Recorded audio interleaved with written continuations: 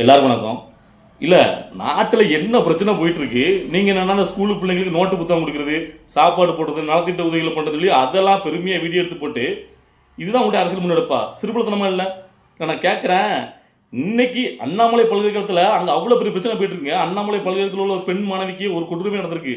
அந்த கொடூரத்துக்கு எதிராக நேத்தே தளபதி விஜயவர்ல பாத்தீங்கன்னா கண்டன அறிக்கை விட்டுருக்காரு. அப்போ உங்களுக்கு கட்சியை சேர்ந்து நீங்க அங்கெல்லாம் இன்னத்துக்கு போயிருக்கணும். போய் அங்க அரசியல் எடுத்துக்கணும் வேண்டாம், அந்த ஆளுங்கட்சி கையிலாக தளத்தை எதிர்த்து அரசியல் பேசிருக்கணும், ஒரு போராட்டம் நடத்திருக்கணும். அதை விட்டுட்டு இந்த சின்ன பிள்ளைங்க நோட்டை இதுதான் வந்து பாத்தீங்கன்னா, இங்க இது பண்றது தவறுன்னு சொல்ல மாட்டேன், இதுவும் பண்ணணும். ஆனா இது மட்டுமே அரசியல் கிடையாது. இப்படி நம்ம பேசுறதுனால நிறைய பேருக்கு நம்ம மேல சில நேரத்தில் கோவம், என்னப்பா இவர் மாத்தி மாத்தி பேசுறா, தளபதி விஜயவுக்கு ஆதரவு பேச எங்க நான் தளபதி விஜயவல் 2026 ஜெயிக்கணும், ஆட்சி அமைக்கணும் அப்படின்னு சொல்லி தான் நான் ஆசைப்பட்டு இருக்கேன். அவர் சப்போர்ட் பண்ணி வீடியோ போடுறேன். ஆனால் அதுக்காண்டி எல்லாத்துக்கும் அவங்க கட்சி நடக்கிற எல்லா சீலும் முரட்டு முட்டில் விட்டுருக்க முடியாது. நேற்று கூட தளபதி விஜயவலுக்கு எதிராக நிறைய பேர் கதறதுக்கு, அதாவது பனையூரா விட்டு வெளியே வர மாட்டாரா, பனையூரில் வச்சு இந்த போட்டோக்கு மாலை போட்டு அரசு கொண்டு வரா அப்படின்னு கேட்டதுக்கெல்லாம் நான் பயிரிட்டு கொடுத்துருந்தேன். அது வேற, தளபதி விஜயவல் வெளியில் வரதில்ல. நான் அவர் ஒரு பிளான் வச்சிருக்கலாம், நம்ம எப்போ வெளியில் வரணும், என்ன மாதிரியான ஒரு அரசியல் பண்ணணும்னு அவருக்கு தோணும். சரி, நான் அவரை விட்டுட்டேன். ஆனால் அவருடைய அடுத்த கட்ட கட்சி நிர்வாகிகள் களத்துக்கு போய் நீங்க நிக்கணுமா வேண்டாமா? அதை விட்டுட்டு நீங்க வந்து பார்த்தீங்கன்னா இந்த எங்க சாப்பாடு போடுறது, இந்த நோட்டு புக் கொடுக்குன்னு இப்படி இருந்தீங்கன்னா இல்லை. நான் கேட்குறேன், தாடி பழச்சி இந்த கட்சிக்கு அவசியம் தேவையா? எதுக்காக தளபதி விஜயவல் தாடி பழச்சி கட்சியை சேர்த்தா எனக்கு புரியல. அவர் நெஞ்சில் பச்சை குத்திட்டு அதை வந்து பெருமையா வீடியோவில் வந்து எல்லாத்தையும் காமிச்சிட்டு அலையிறாரு.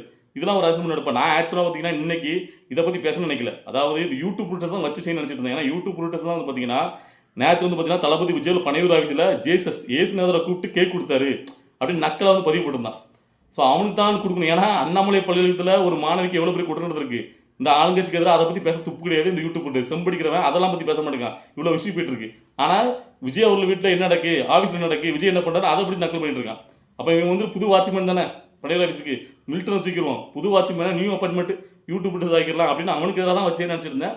ஆனால் தாடி பாலாஜி அவரோட இந்த வீடியோ பார்த்ததுக்கப்புறம் கடுப்பாயிட்டு.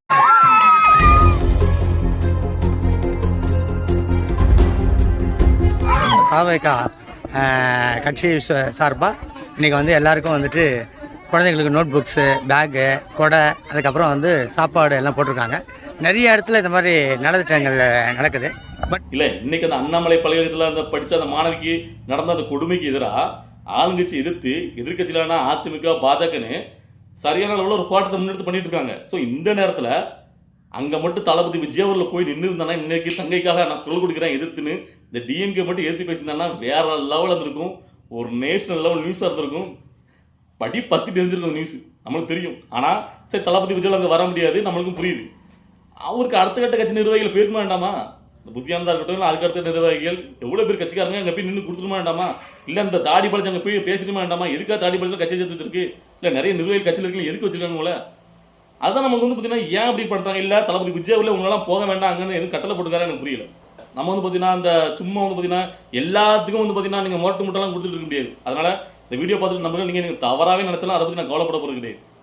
ஏன்னா உண்மையான சொல்லணும். ஏன்னா எனக்கு வந்து பார்த்தீங்கன்னா தளபதி விஜயவல் வந்து பார்த்தீங்கன்னா 2026 ஆட்சியை பிடிக்கணும், ஒரு அரசியல் முன்னெடுக்கணும், வேற மாதிரி மக்கள் வந்து எதிர்பார்த்துட்டு இருக்காங்க. நிறைய மக்கள் வந்து பார்த்தீங்கன்னா தளபதி விஜயவல் நினைச்சதை விட அதிகமான மக்கள் வந்து கட்சியில் சேர்ந்துட்டு இருக்காங்க. நிறைய பேர் ஆர்வமாக இருக்காங்க, அவர் என்ன மாதிரியான ஒரு அரசியல் முன்னெடுப்பாரு, அவர் லைட்டை என்ன பேசுவார் அப்படின்ட்டு நம்மளும் அப்படி தான் ஆர்வமாக இருக்கும்.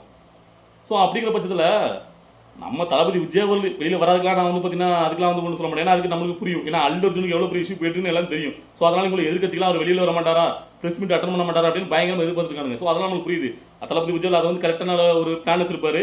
ஏன்னா இவ்வளோக்குள்ள அவர் வந்து அரசியல் முன்னெடுத்து அந்த சினிமா விட்டுட்டு அரசியலுக்கு வரும்போது அதெல்லாம் ஒரு பிளான் வச்சிருப்பாரு. அதெல்லாம் எனக்கு புரியுது. ஆனால் இப்போ இருக்கிற அரசியலுக்கு எதிராக கட்சி நிர்வாகிகள் என்ன பண்ணுறீங்கன்னு தான் கேட்குறேன்.